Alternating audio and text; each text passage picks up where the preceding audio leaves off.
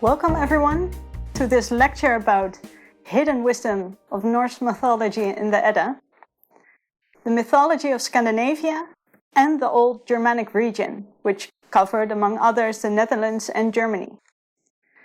This is actually the first time that our present speaker or lecture group is looking into the Eddas. And of course we've looked at other wisdom traditions to bring the deeper and universal meaning of those various traditions to light. But we have not done this before with the Eddas, or Norse mythology.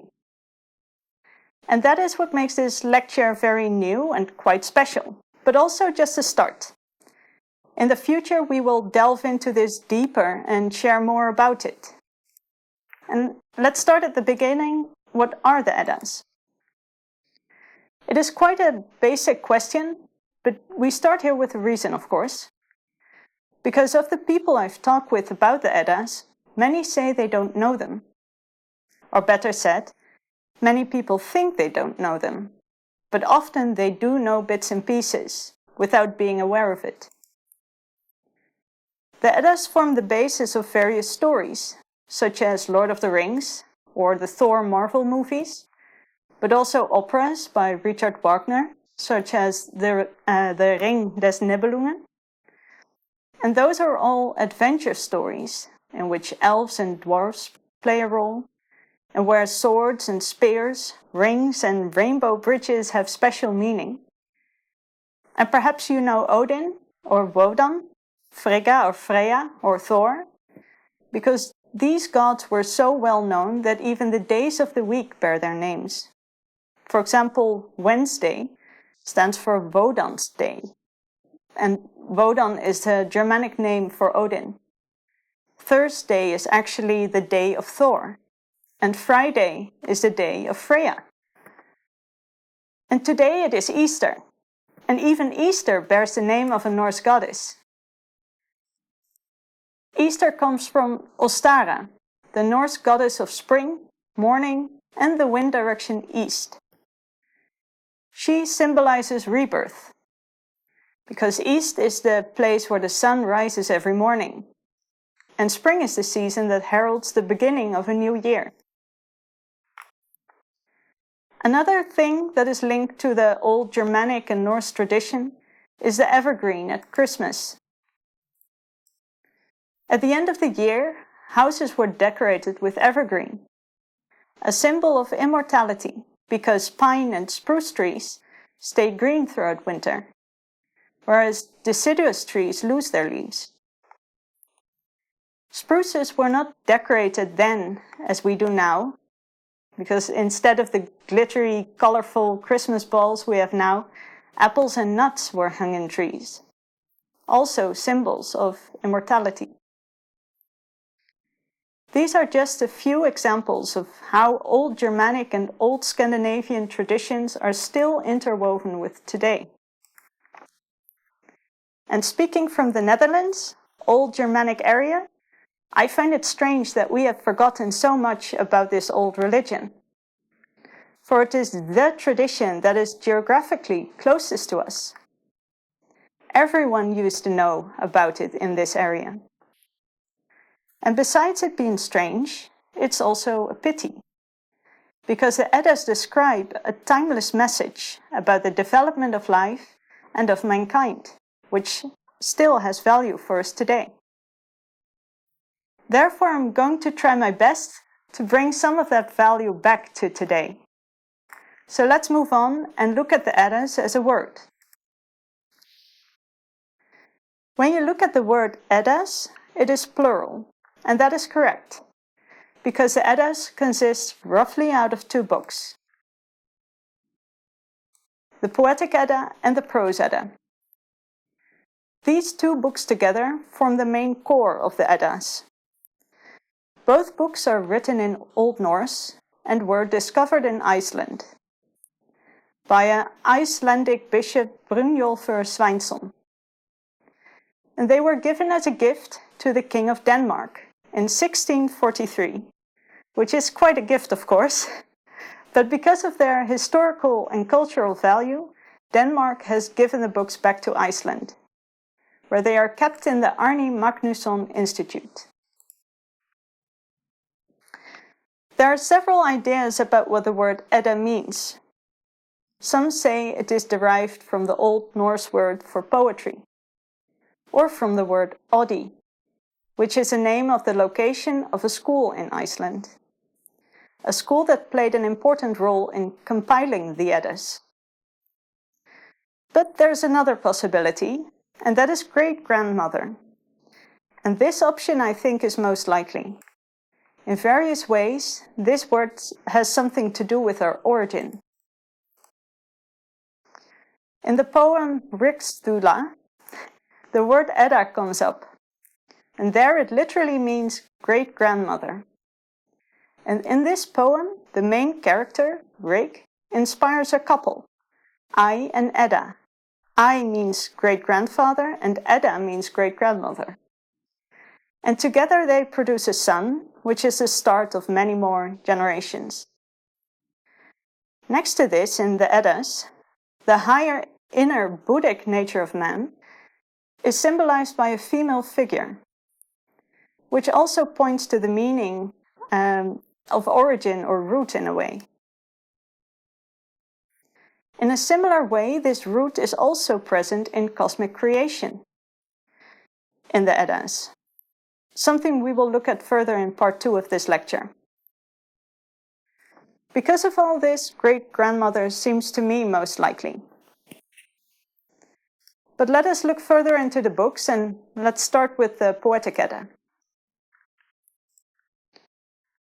The Poetic Edda contains poems about gods and heroes. The mythical poems tell of creation stories and adventures of gods such as Odin, Thor, and Loki. The best known of these are probably Völuspá and Havamal. But there are also heroic stories, and those tell of Sigurd and Brunhilde, for example. And there are also goths and Huns in it, for example the well-known Attila the Hun. This book is also called the Elder Edda, or the Semundar Edda. And Semundar's Edda sounds like Semundar wrote the book, but this is actually not true. He did not write it, but he compiled it. Because the language of the poems show that they originate from different poets and different locations. Semundar Sigfusson was an Icelandic priest, and he had founded a school in Iceland, in Oddi. And there he gathered the material and composed the Poetic Edda. And after Semundar's death, his grandson, John Loftsson, took over the school, and there he raised Snorri Sturluson, the author of the Prose Edda. The Prose Edda consists of written stories, in which pieces of poetry are interwoven. And the Prose Edda was actually found first. And because of all those quotations of poems in it, it was thought that there must also exist an older book from which all these poems were quoted. And this idea was confirmed when the Poetic Edda was found, because the main portion of the poems that are quoted are from the Poetic Edda. The Prose Edda is also called the Younger Edda, or Snorri's Edda, which are suitable names because the Prose Edda is written by Snorri Sturluson, and this written prose is younger than the poems of the Poetic Edda. Snorri was raised by John Loftsson, the grandson of Semundar Sigfusson, and he was raised in the school at Oddi from the age of 3. There Snorri was educated by John.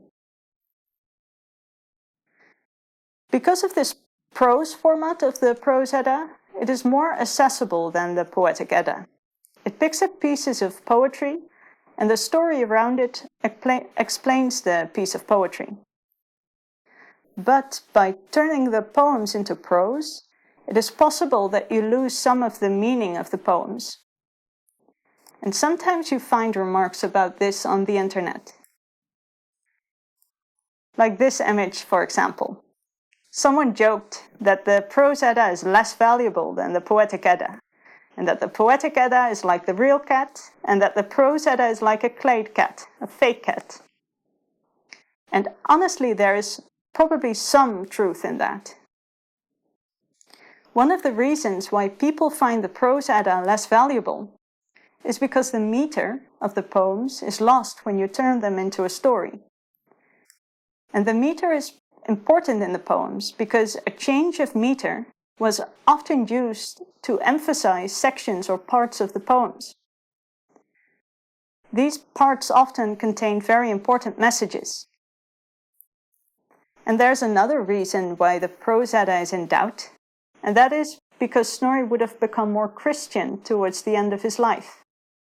And because Snorri really wrote the Prose Edda, his influence could be in the Prose Edda, which would affect the authenticity of the contents. But to say that the Prose Edda therefore is not valuable, that thought is way too short-sighted. Because for whatever the case, the Prose Edda is still valuable. The Prose Edda contains information that we cannot find anywhere else.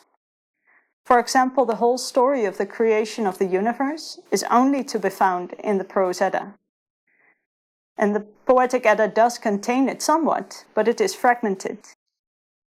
Next to this, the Prose Edda explains parts of the poems from the Poetic Edda, which helps us to understand the Poetic Edda better. And last but not least, there are some poems quoted in the Prose Edda that are not in the Poetic Edda and have been entirely lost to us. Now, how old are these Eddas? The compiler of the Poetic Edda, Semander, lived from 1056 to 1133. And do the Eddas date from that time? No, they do not. They are older than that. And this can be shown by several things. For example, archaeological findings that easily reach the year 800, which actually means that the contents of the Eddas are older than the year 800. Also, the language of the poems reveal a lot. Over time, the language changed a bit, and this can be seen in the poems. They contained alliteration, which is like Nick's nephew needed some new notebooks. And the Eddas were always recited orally to an audience in the form of song or drama. And by the time that they were written down, due to the evolution of the language, the alliteration broke at some points due to the mix of old and new language. Now, why is this valuable to know? Because around the year 1000, Christianity made its appearance in Scandinavia. And at that time, the wisdom of the Eddas was seen as pagan and was no longer allowed to be freely practiced and propagated. So this Old Norse mythology was an old pre-Christian oral tradition. And it was eventually written down to conserve the message so that it would not be lost. The same has happened in the past with other traditions, for example, with the Popol Vuh of the Maya people. This was originally also an oral message, but with the arrival of Christianity, it was also eventually written down. A follow-up question is, how far does this wisdom go back in time? But it is difficult to say something precise about this. But, however, it can be clearly seen that the message of the Eddas go back a long way, because that message is very clearly visible in other traditions as well. This applies not only to the underlying message in the Eddas, but also to the stories that are used in the Eddas to convey this message. There are many parallels with other traditions. For example, during the preparation of this lecture, I spoke with Joop Smits, the speaker who will tell you more about the Egyptian Book of the Dead. And while talking, we discovered a lot of similar symbolism from cats, cows, boats, certain gods that stand for the same principles. But if you look closely in the world of tradition around you, you see that these messages behind symbolism are found in many more places. Different traditions can be seen all over the world, but at the end of the day, they all have the same fundamental message. One structure, one universal process, and we call this basis Theosophia. So you have this fundamental core and the various traditions that describe this core. And they also describe this core with similar stories, with creation stories, and stories about the development of life, and also specifically about human life, and what human beings can or need to develop in themselves. This is what I wanted to share with you in part 1. In part 2 of this lecture, we will continue with the creation story in the Eddas. But for now, a small break of 3 minutes, and feel free to ask questions, put them in the chat, or email them to questions@blavatskyhouse.org. Welcome back, everyone. Erwin, do we have questions? Yes, a few questions. The first one is if we want to know more about the tradition of the Eddas, what are good sources to read about? I brought some books with me. I don't know where I need to point this. Oh, I can see it now. This is The Masks of Odin, written by Elsa Britta Tichenel. This is a very good starting point to learn more about the Eddas. And it's also very valuable to read the original material. And then I would suggest the Poetic Edda by Henry Adam Bellows. So I don't know, maybe this cover will help. And there are actually 2 books of those, the mythological poems and the heroic poems. And when you are really further advanced, I would recommend Victor Rydberg, Teutonic Mythology. Those are very valuable as well. And actually, this is an ebook you can also find in the Gutenberg project online. And Rydberg, was he a theosophist or familiar with theosophy? I've heard something like that he was connected to a Swedish lodge. But how involved exactly was, I don't know, but the connections with theosophy are very visible there. So, yeah. Okay, 2 more questions. You talked about that the poems that were part of the Poetic Edda were actually compiled from different sources and different poets.